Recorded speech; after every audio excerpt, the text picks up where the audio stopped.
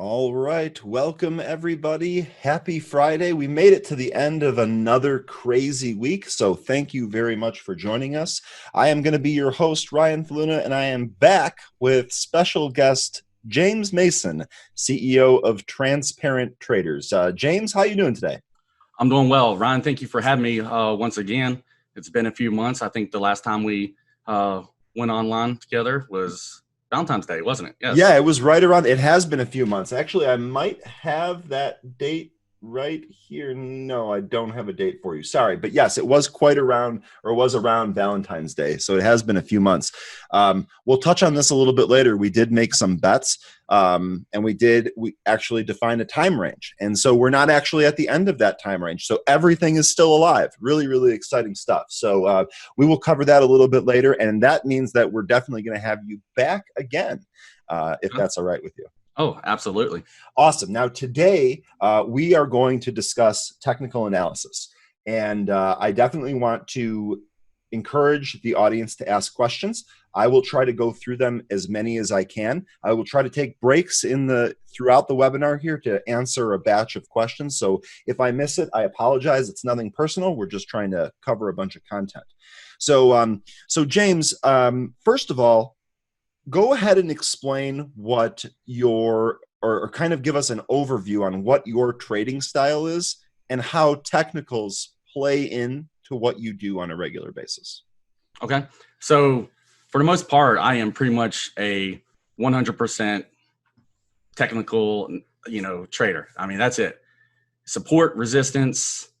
I use algorithms that I invented, and it's all about the chart and what the chart says to me. Very rarely will I ever use the news to trade off of. But when I'm doing my tech analysis on a ticker, if that news lines up with the direction that I see, I'm for sure taking that entry in that trade right there. It sounds to me like you're using news as another data point to go along with your technical analysis. And then something else in there that really stood out to me is you said that you use algorithms that you invented. Yes, sir. That's perhaps one of the coolest sentences that I've heard all week this week. That is awesome. You invented your own algorithms. Yes. I've never done that. I got to say, you got me there. So, okay.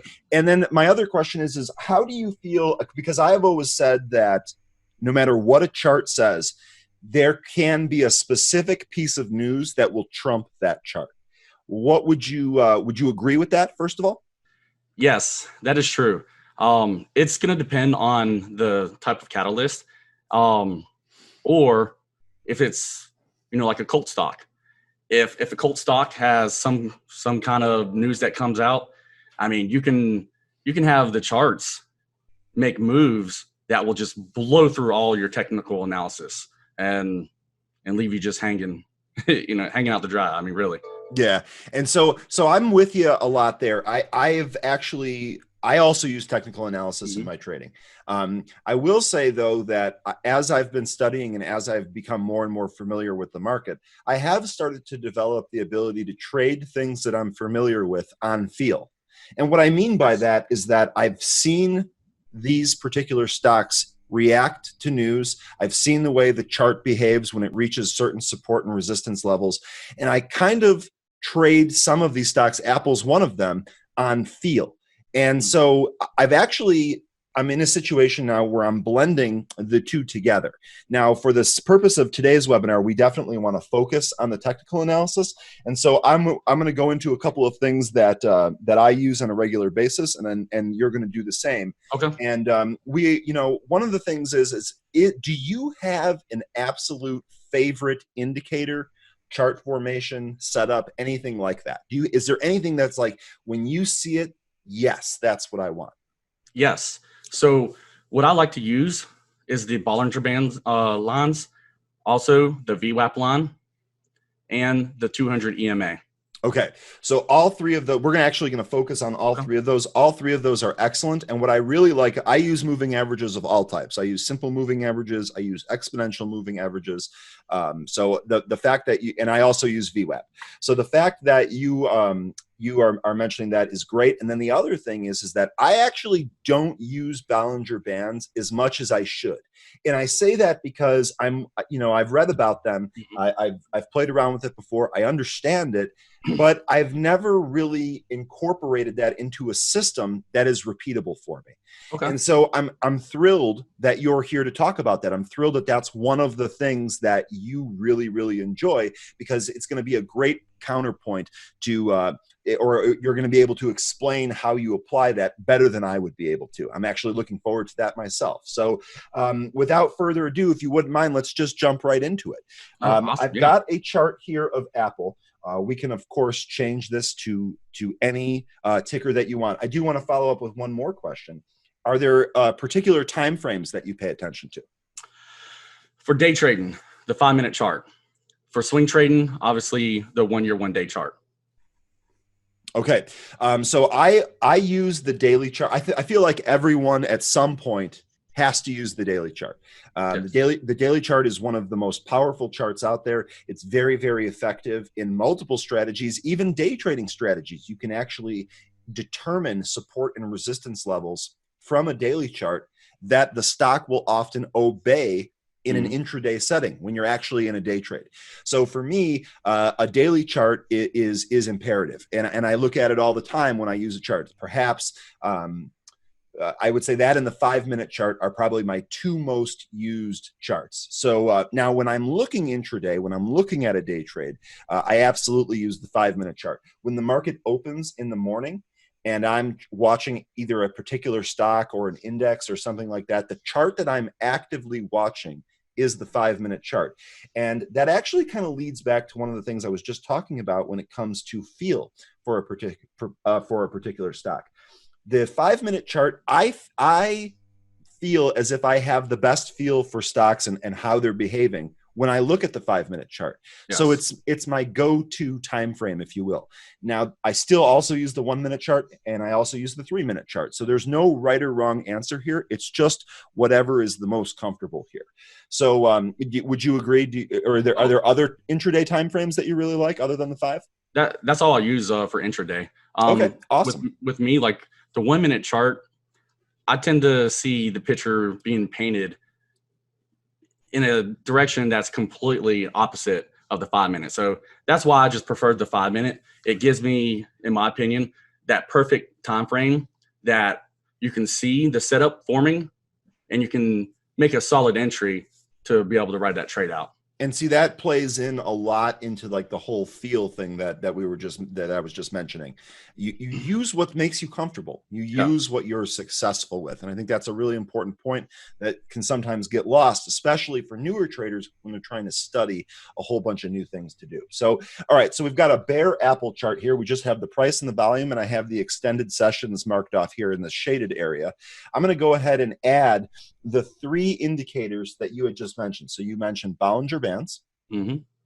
You mentioned a 200 EMA. So we're going to go ahead and add an exponential moving average. We're going to change it to 200 here in a sec. And then you also mentioned the VWAP. Yes. Okay, so now let's go ahead and make these a little bit easier to see here. I'm going to go ahead. I'm going to use the change the length from a 9 EMA to a 200 EMA, and I'm going to make that yellow because that's very easy to see. Make the line a little bit thicker. I'm going to go ahead and change the VWAP here as well. We're going to make that the neon green. It should be easier to see. And then for the Bollinger Bands here, do you use, like the basic settings for this? Yes, I do. Okay, perfect. And that's actually what most people do as far as I understand. So I'm going to make these also a little bit easier to see with some purple here. All right, and it'll actually make this center line a little bit easier to see too. Okay, so we've got a lot of different pretty colors in the chart here. Hopefully it's still easy for you guys to see.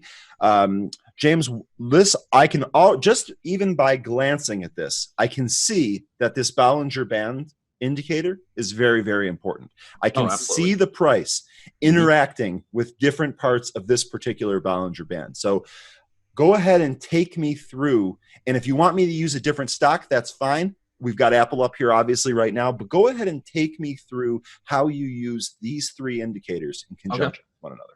So starting off with the Bollinger Band lines, there are three things that I look for here. If it's pushing up through the top, if it's pushing through the bottom, or how it's breaking across that middle Bollinger Band line.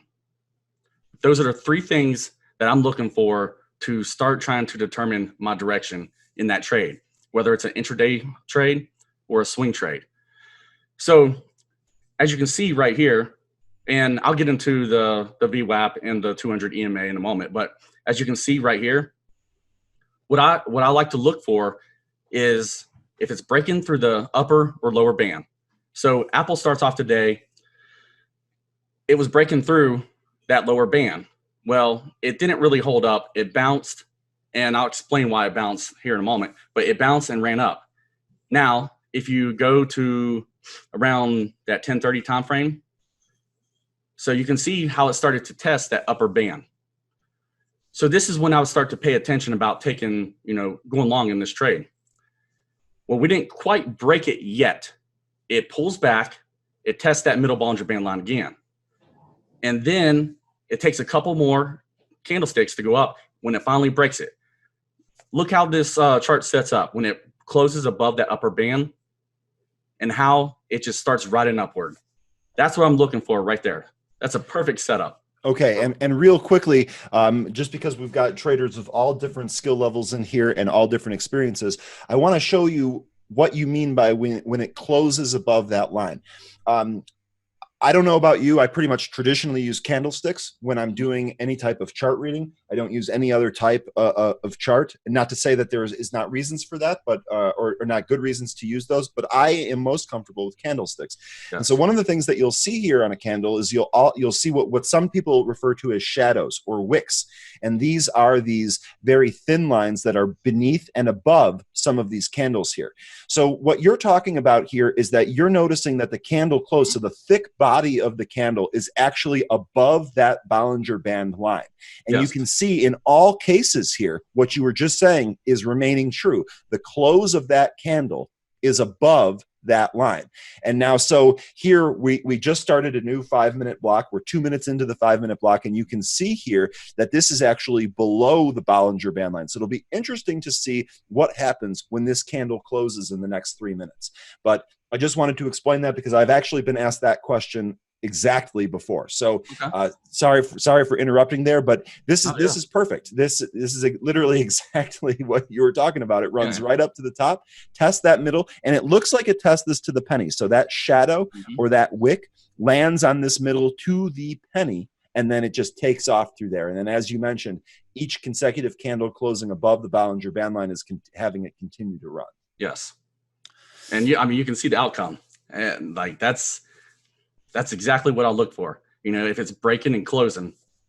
And so here's something else. So this is interesting. I'm going to have you finish off the combination of these three in a sec here. Okay. But one of the things that I like to do when I day trade is I like to find stocks that I'm familiar with, that I understand, and that I know are strong. And Apple meets that criteria completely. And if there's if a stock, when the market opens, if the stock sells off and there's not really like a good reason for that, that to me is an opportunity to take a day trade. And that's kind of what you have right here. So yes, excuse me, the stock is gapping up. So it was obviously trading up in the pre-market. You can see here, as soon as the market opens, you've got this red candle that takes you to the 200 EMA and the VWAP line. It looks like the wick goes a bit beneath it and in the next candle as well. But that dip, if you will, is bought.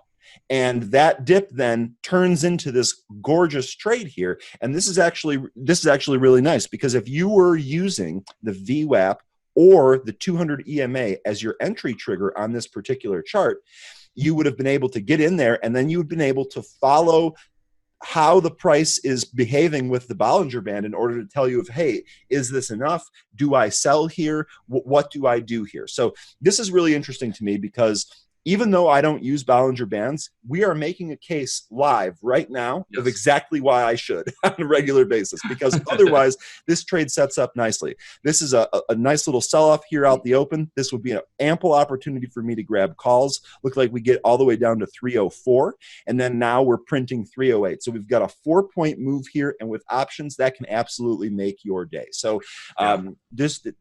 great example here. I'm glad that we left this one up. And this is just, I mean, this is beautiful. This is beautiful. And I'm not just referring to the colors. The actual way that this behaves is beautiful. So does that wrap it up for the Bollinger Bands, or do you want to, is there something else to cover before we move into the other two?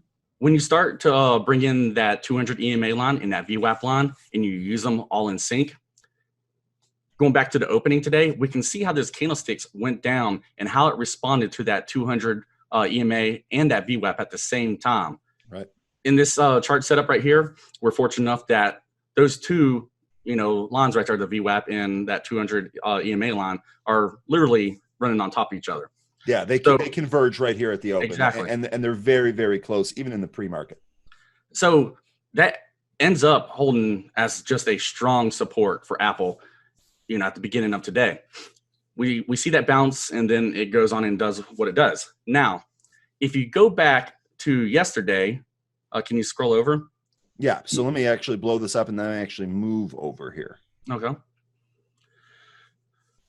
When you start to see the candlesticks break past one of these lines, either the VWAP or that 200 EMA line, it usually has a power run.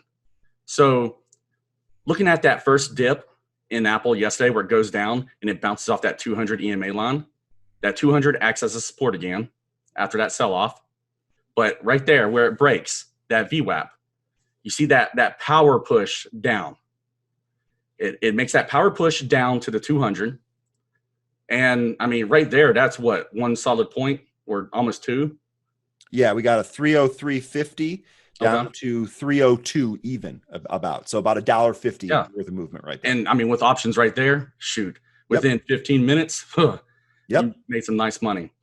Now, go ahead. I was just going to say, this is a great example here, because as soon as it breaks through the VWAP, you were talking about a power push. These are two, in relatively speaking, big red candles, and you'll also notice that there's big red volume bars here.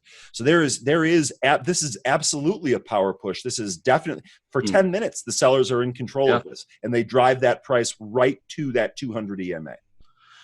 And then, it bounces off that 200, comes up there, it tests that VWAP line, it's trying to decide what it wants to do. But then you start to see that middle Bollinger Band line and that VWAP line kind of, converging on itself. But when those candlesticks break past it, you start to see that power play coming back in, and you have that strong green candle right there. It kind of, pulls back a little bit, and then we have another little push. So that's how I use these. I use that VWAP line, I use that 200 EMA line, and when it breaks through either or in that direction and closes, you usually tend to see a nice power push. I'm trying to think of one. Can you pull up a ticker GRUB for today? Absolutely, I can. That's, of course, Grubhub. And so let me go back over here and make sure that we're at today. I believe we're still at yesterday here. Oh, man. Oh, man. All right, James, let's go. Take us through it. So I actually traded this one today, and I made killer profit on it. Awesome. So at 10:03 was actually my actual entry short here on Grubhub. So 10:03 Central Time, I went short. Now, if you look at that time frame at 10:03 Central, this is my chart here is in Eastern time. So that would be 11. Looks like we're right in here. Okay, so 11:03 Eastern Standard Time then. That's when I entered short here. The reason why is it came down, it's testing that middle Bollinger Band line. It's also testing that same range where that VWAP line is. Now, look when it actually starts to break that middle Bollinger Band line. It breaks it, and it comes down here, and it tests both that VWAP and 200 at the same time. But when it commits to it, it shoots down like crazy. Now this is okay. This is a great example, and I want to emphasize something here, because this is actually something that I didn't understand when I was new. It actually took experience for me to understand this and then use it going forward. You'll notice here when stocks come in and start playing with some of these different lines, it's not necessarily black and white. And that is to say that it doesn't always first of all, it won't always match to the penny. And second of all, you won't always have a very, very clean break. So you can see here, right as you're talking about, it's breaking down through the center channel of the Bollinger Band. It goes down to the convergence of both the VWAP and the 200 EMA. And you got this little green candle here. All right. And this green candle takes it back to the middle line of the Bollinger Band. So if you're watching this tick by tick, which is, this is human nature. I do this even when I tell myself, okay, Ryan, don't watch tick by tick. You're in a swing trade. Just calm down. Even when I tell myself to do that, I end up watching it tick by tick. And when you do that, you can sometimes freak yourself out, or you sometimes make the emotional battle that you have to deal with a little bit stronger.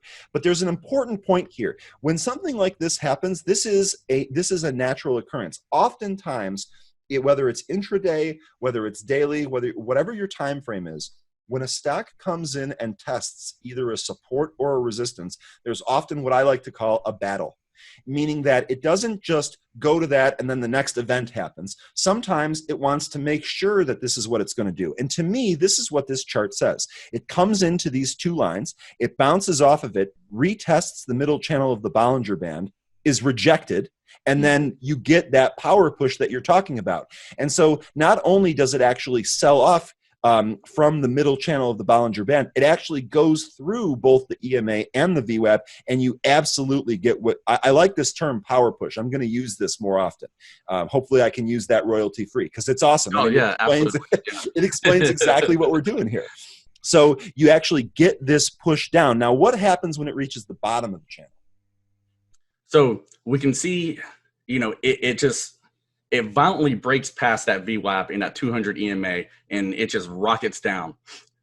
Now, when you see a ticker just rocket down, or even, going parabolic, going up like this, at some point, it's going to start forming a support. What I look for to find a support here is I want to see multiple candles start to sidestep. And you can see those 3 candles there at the bottom. That first big red one, it closes right there. The next one opens up, and you can look at that wick on that little short one in between that red and green one, and you can see that buying pressure right there. And that closes, and then that next one opens up and starts pushing back up. So that's what I'm looking for to find a support. And as it starts to step sideways, you can see how it went up, and then now it's stepping sideways again. And we're going to just have to see how this plays out, as it comes up to that middle Bollinger Band line and test those, that VWAP and that 200 EMA line again. As of right now, I wouldn't be surprised if it doesn't try to make a little push. It might break past it some and then break down again. But that's the setup that I look for. Another thing that I do to protect me in my trades, I scale in. And, a lot of people have asked me, how do you control your risk management? A lot of times I don't use stop losses. I control my risk management by scaling in. What I mean by that is I have a intended position size that I'm okay with getting into, but it's my max position size. Now, let's say we'll talk in terms of trading contracts. Let's say that I'm okay with having a max of 10 contracts in this trade. What I do is you divide that by 10, and then, which would make one contract. Mm-hmm. Each one will be your entry. So my entry would be one contract at a time. Now, the intention is not to get up to 10 contracts here. I would rather just work out with 2, 3, 4, and then when it starts to make me money, I let it run. And when it approaches that next resistance, then I'll cover. I'll take my profits. So as I'm scaling in, I'll make my entry. That's one. And then if it's going against me, I'll wait a little bit. If it's a day trade, I may wait 10, 20 minutes to see where it's going. If it's breaking down against me, I'll let it do its thing. Once it starts to, balance out, if it's going against me, I'll add another one. So that drops my average right there. Mm-hmm. And then I'll let it do its thing again. If it's going against me a little bit more, I'll add another one.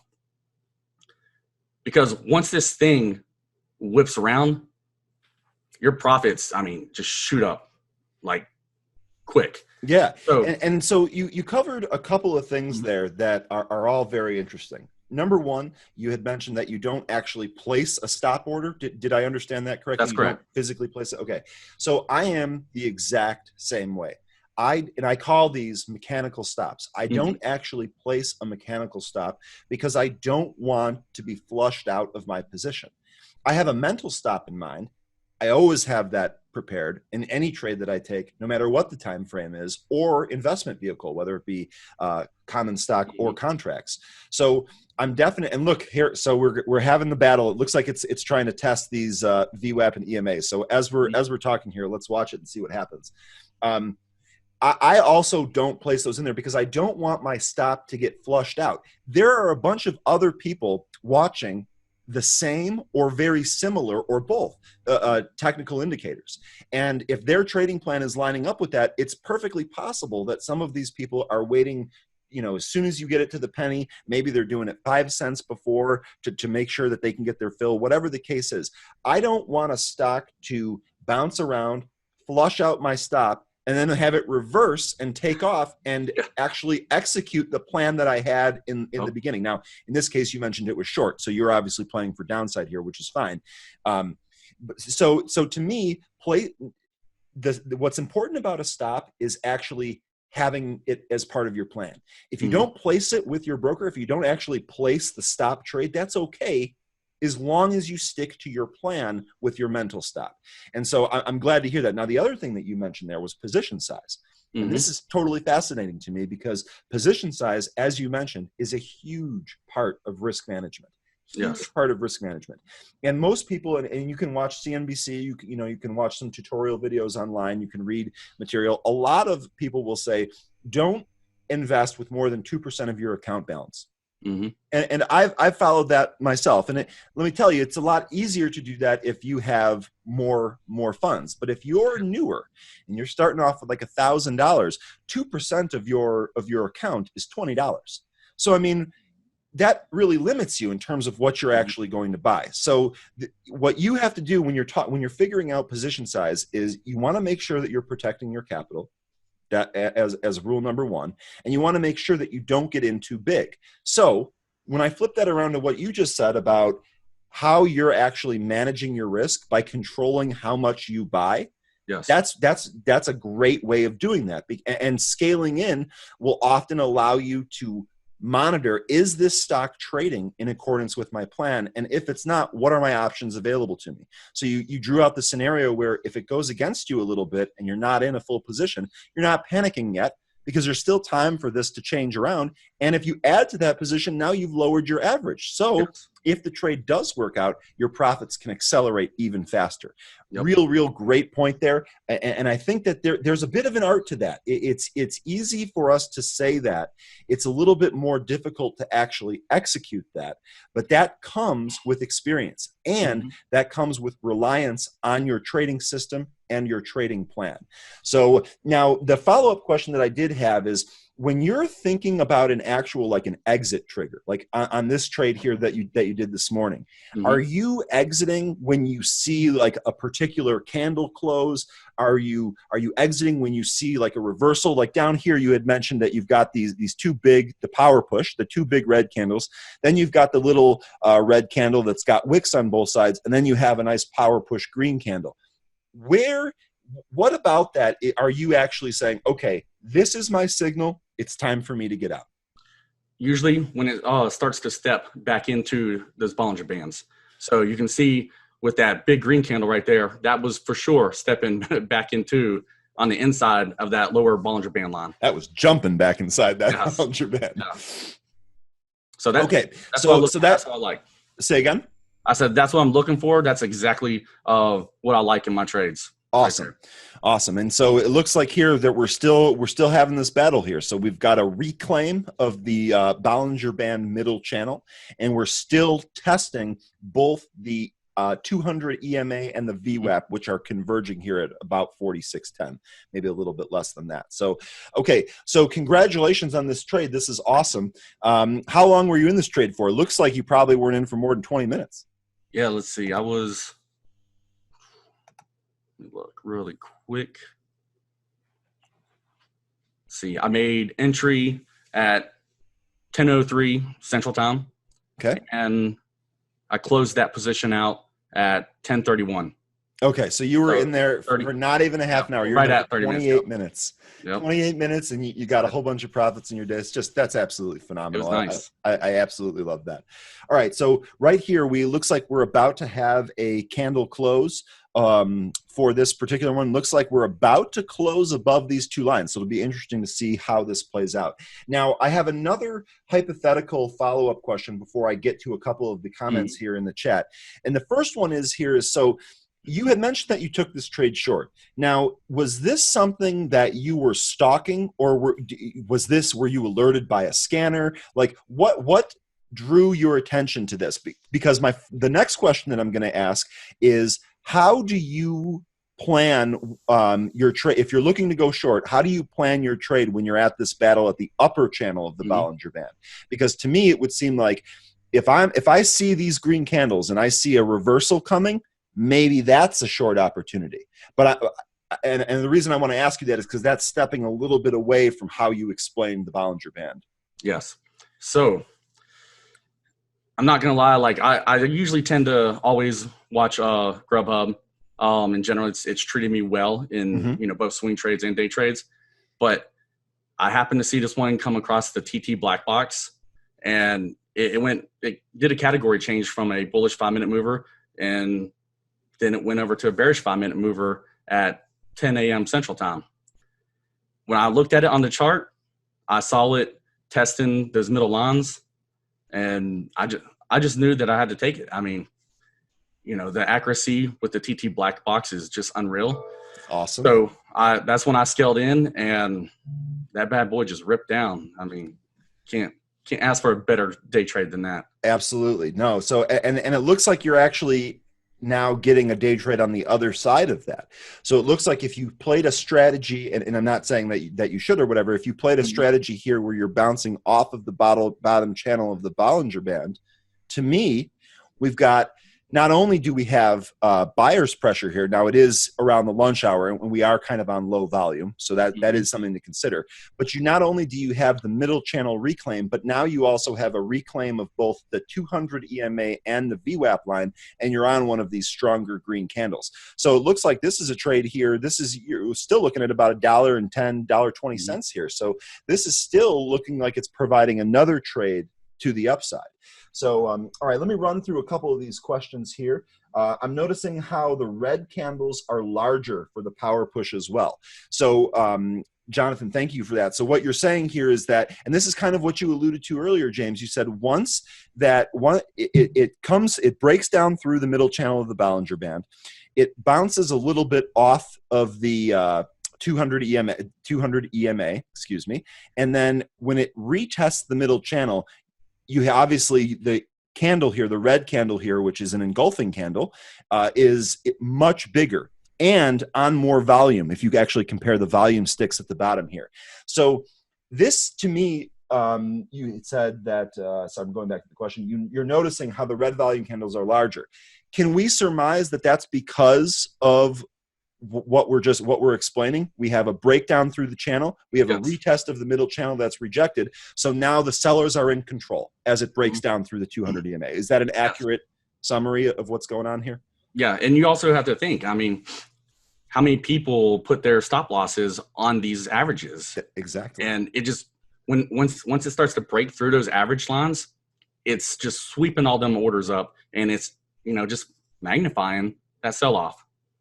Absolutely. Okay, so let me keep moving here. So Steve Steve says, you said that you use support and resistance. Why is it not up on the screen? Steve, this is actually a stock that I don't normally trade, and I built this example for James because we were going over these particular technical indicators. So I actually don't have support and resistance lines marked out. But that actually leads me to another real quick digression here. One of the things that I like to do, and you don't necessarily have to do this with moving average lines. You can, but one of the things that I like to do on charts is when I'm actually looking for a support and resistance level, like if I'm looking at a daily chart right here, if I back out and I'm looking at a daily chart, one of the things I like to do is I like to use in my broker, it's actually called a price level. And in the trading view charts here, it's a horizontal line. Obviously, your price is going to be on your vertical axis. So a horizontal line is representing a price level.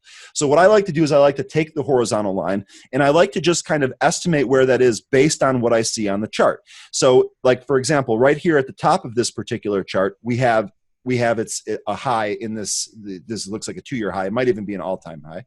Looks like it probably is an all-time high. So this is definitely a level that I actually want to mark out. So I'm going to go ahead and place that line on the chart. And you can do this for whatever support and resistance points are important to you in your trading style. I try to not put too many because I don't want my chart to look like someone just scribbled on it with crayons. And we already have kind of a lot going on here. So this is like more of like a personal preference thing and how you can actually synthesize the data off the particular chart.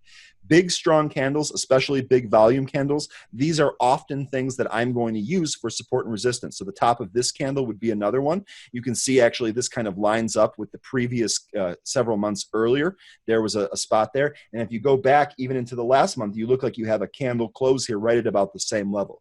So you can mark out these levels without using moving average indicators. You can actually use drawing tools in order to mark these different levels out on your chart. And the great part is that when you actually zoom in, those lines will stay there. So if this stock hypothetically was to continue to push up over the next several months, we might run back into this 88.61 level and we'll know that, hey, there might be something going on here. So Steve, great question. I hope that answered it for you. So got another question here. It said, so without an 8-9 EMA, how do you know when to get out? At last, EMA gave you a signal, and how do you get into options that quickly, fading in and out? How many contracts? So you already kind of answered that with your example with the 10 contracts and how you scale in. And then as far as the exit signal, you kind of answered that one as well. So, again, I'm sorry, I'm going back in time here. Now let's see, I can't hear, check your audio settings, I have the same issue. Okay, I have 2 questions. Can this strategy be applied in a volatile market, and can it be applied on all stocks, including penny stocks? Yes, it absolutely can.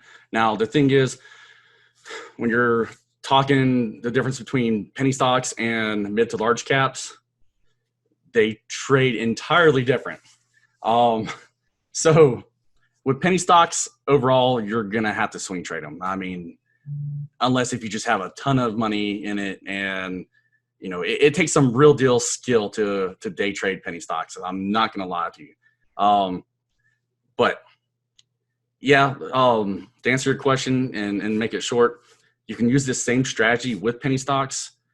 Again, there's so much more that you need to understand about those, just so you don't lose your money. I mean, I'm actually going to jump in here, and I'm going to echo exactly what you're saying. When I first got involved in this, I was obviously attracted to penny stocks. I didn't have much money when I first started. Penny stocks allow you to buy big positions. I definitely wanted to make as much money as I could. Thought I was going to be the next Gordon Gekko, blah blah blah.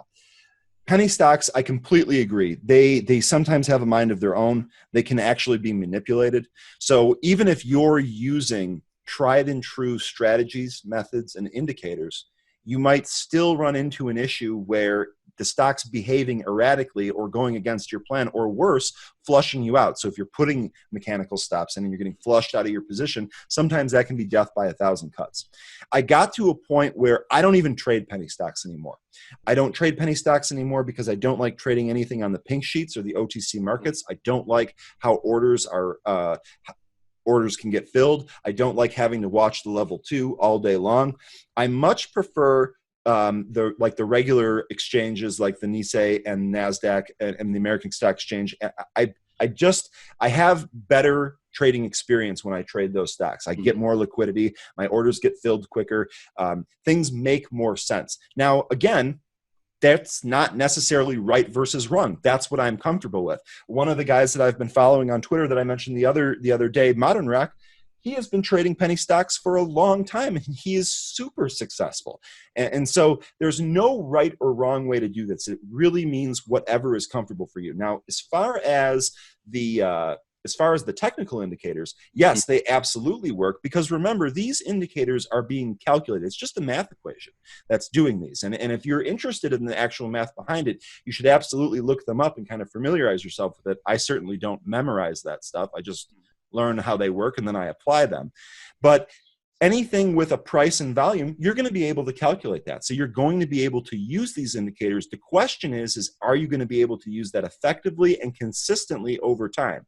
Because a broken clock is right twice a day. You know, I can buy a penny stock at 50 cents, get a lucky PR the next day, have it be low float, and have that run to several dollars and be like, oh my gosh, I just made thousands of % on my investment. But that's not something that's repeatable. I have not been able to do that every day. Yeah. And so go ahead.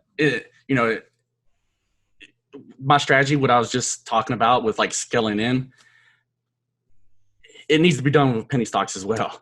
What a lot of people tend to do in the penny stock world is if they have 10 grand, they take all 10 grand and dump it into penny stock.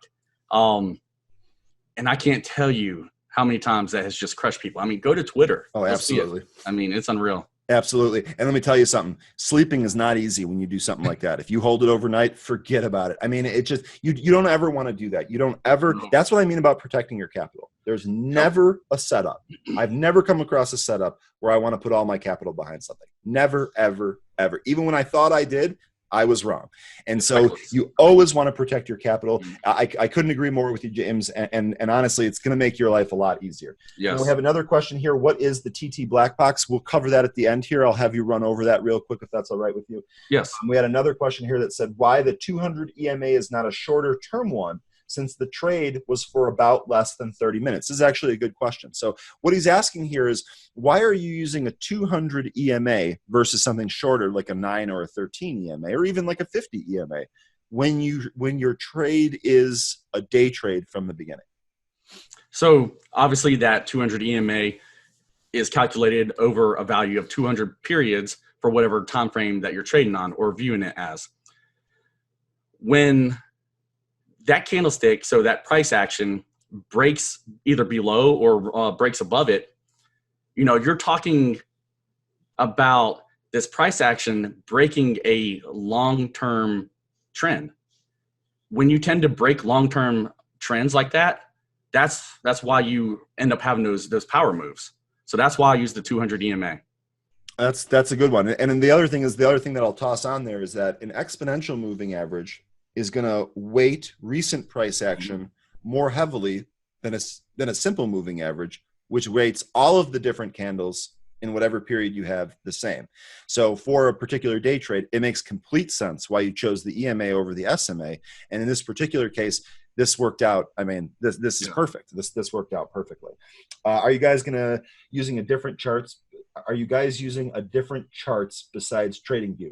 John, I'm using Benzinga Pro here for the sake of the example. Benzinga Pro's charts are powered by TradingView, so it's very, very similar, has the same functionality. It's been skinned a little bit to match our interface here. So great question.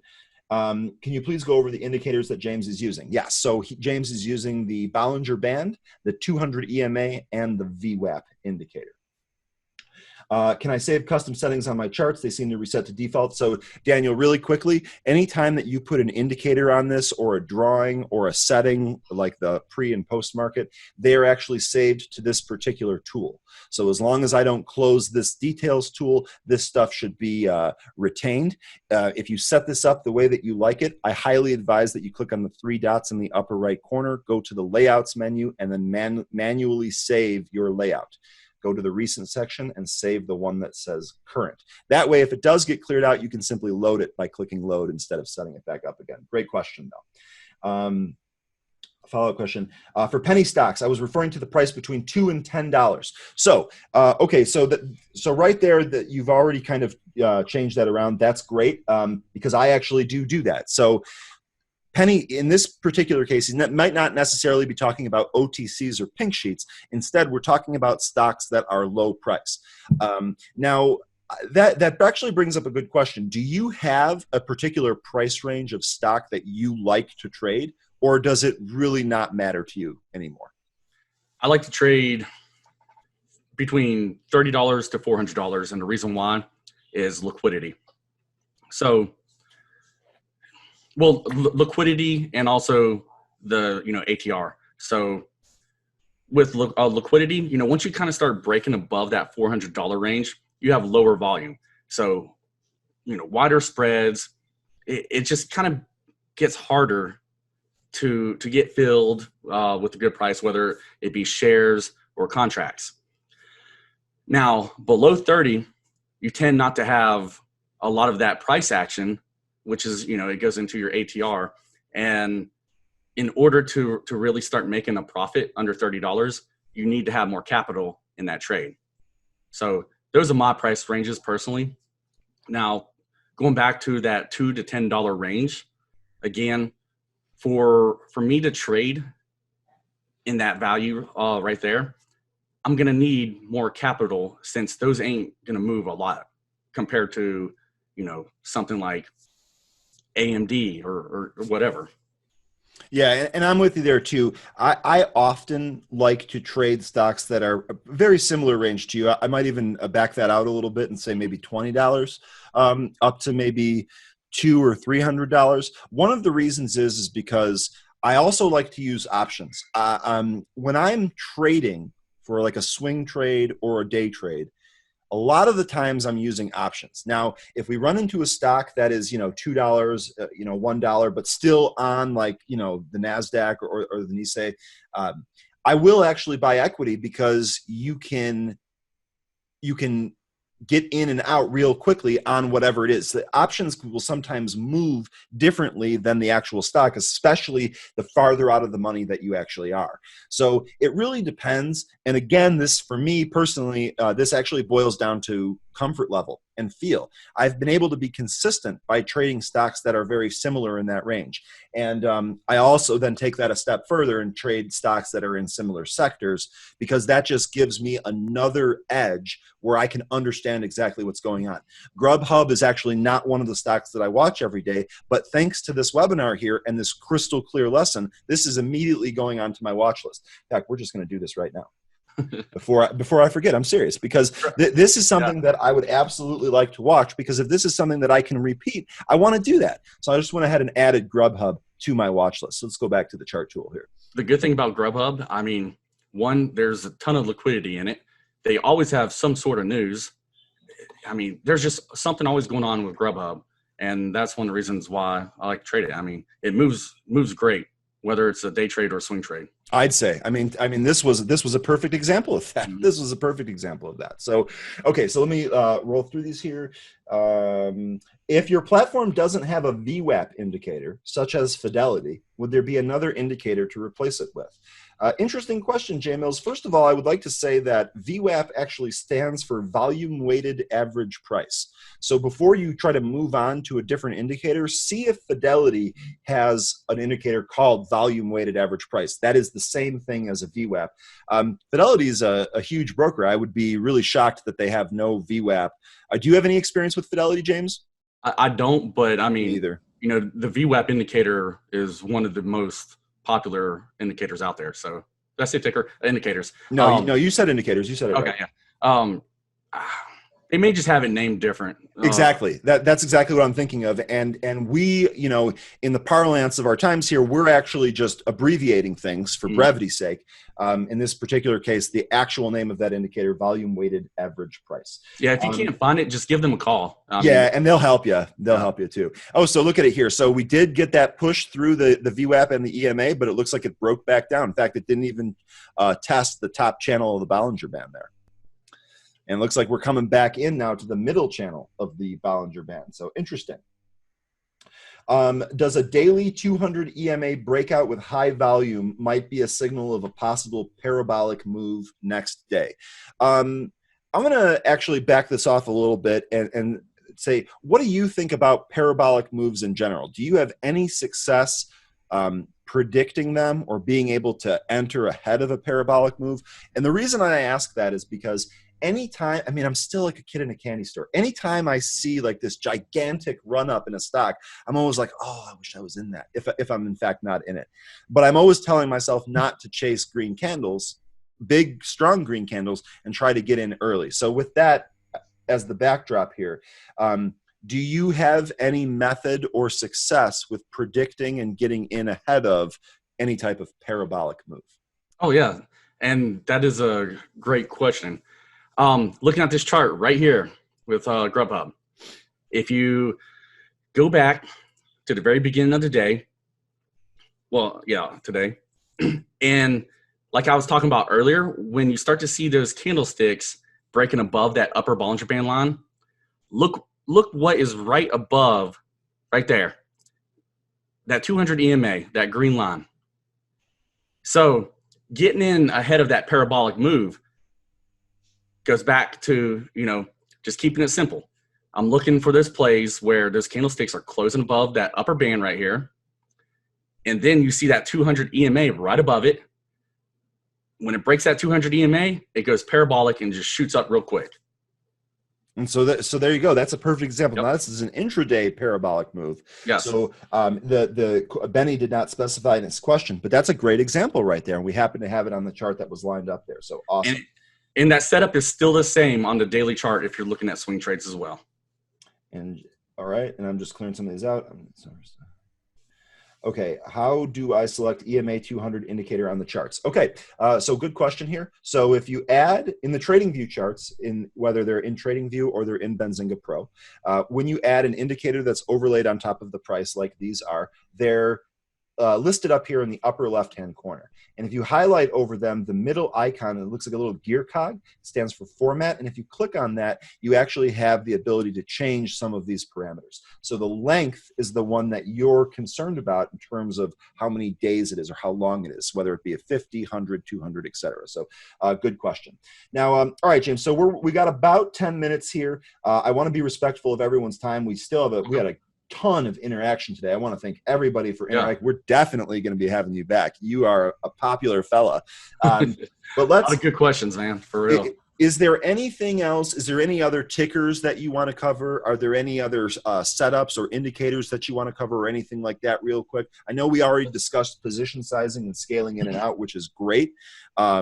Because I think that's super, super important and sometimes overlooked, especially by people that are newer. So are there any other examples or anything else you want to run through here real quick? Yes, let's talk about ticker TSN, Tyson Food. All right. And let's pull this one up on the daily chart. All right. So with Tyson Food, we can see how on the daily chart that this thing, it had that sell-off once it broke past that middle Bollinger Band line, a few days back. Now, when you look at this thing, you can see how it's trying to test that lower Bollinger Band line just a few days ago, but it's holding support. Now, if you draw a trend line at the bottom of those candles, and then you look back, you can see that range where in the past, when it broke either above or below it, it made a strong move.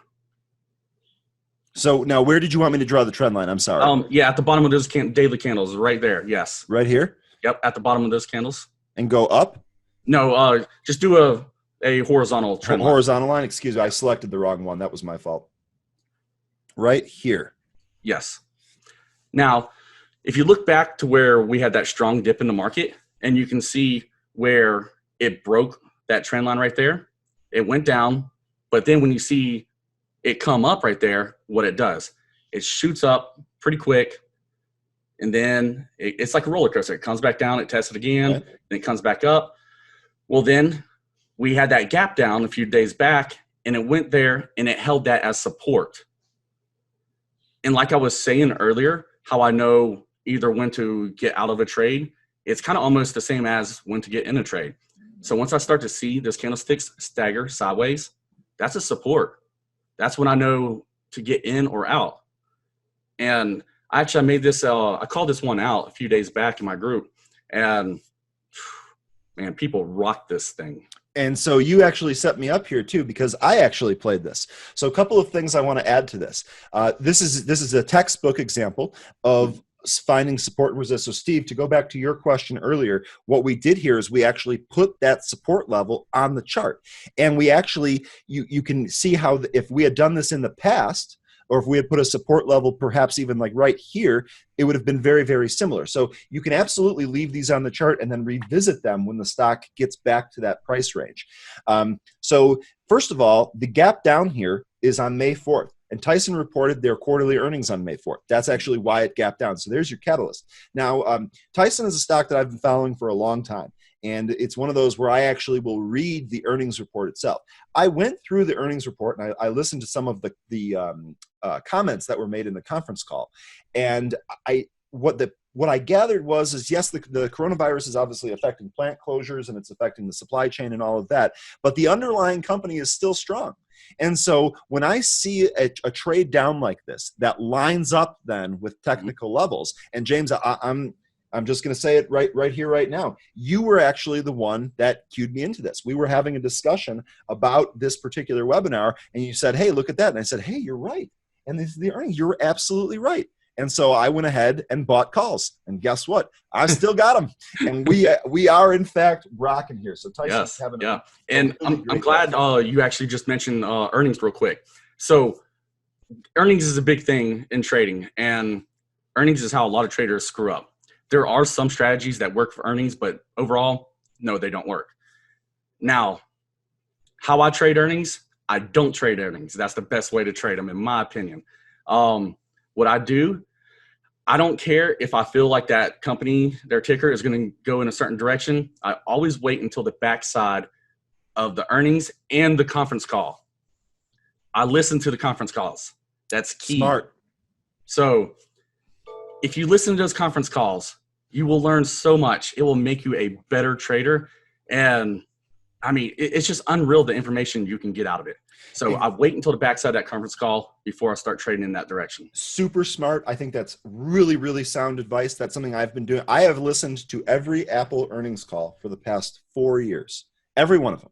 All right. I have not missed a single one of them. And it absolutely helps me understand the business and understand how that stock actually trades. It adds to what I was talking about earlier when I was discussing a feel for trading a particular stock. The conference calls and the earnings reports, and I don't just mean reading the number, EPS revenue number. I actually mean reading through the report, picking out valuable pieces of information. Mm-hmm. And that's not necessarily effective for a day trade. I mean, maybe if you're playing it off the back of a conference call, perhaps there's more to it than that. But for me, when I'm doing this, I'm thinking a little bit more longer term, whether it be a swing trade of a couple of weeks or whether it be an investment like my Apple shares are. It is what it is. So speaking about earnings and the binary event, despite being an Apple shareholder for the long term, I actually tried to trade Apple's earnings, and I bought calls ahead of the print. And the numbers came out, it looked great, and they didn't issue guidance, and the stock sold off. Yeah. And so this is a perfect example. My thesis was Apple is recovering. They had a strong quarter despite the challenges that they faced. I definitely think that they're going to beat on some of their numbers, so I'm going to buy calls. Well, all three of those things happened, and then they decided not to issue guidance. And even though my thesis, the parts of my thesis that I laid out were correct, the trade still went against me. And you know what? That's how the cookie crumbles sometimes. Mm-hmm. And so when you're telling me that don't trade earnings, that's the best way to do it, there's a part of me that even though I traded it, there's a part of me that agrees with you, because what you're doing is you're effectively betting on a binary event, and who knows what's going to throw that event off? Who knows if the company is going to say, you know what, we're not going to issue guidance this time. They're not required to, but a lot of analysts are looking for that. A lot of traders and investors are looking for that guidance. What's going to happen in the upcoming quarter? How do you feel about your business prospects? And so even when I thought I had everything lined up, I still lost, That's part of the earnings game. So, Yes. so listening to that, having you say that, I think that's really, really important. This goes into position sizing and risk management. Don't bet on binary events like that unless you can afford to lose everything. I was fortunate that those Apple calls, I ended up selling for like 40 cents. I think I bought in at like $1.20. So I didn't lose 100%, but I lost almost everything. I mean, I was hoping to make money, and I obviously went the other direction. So it's tough.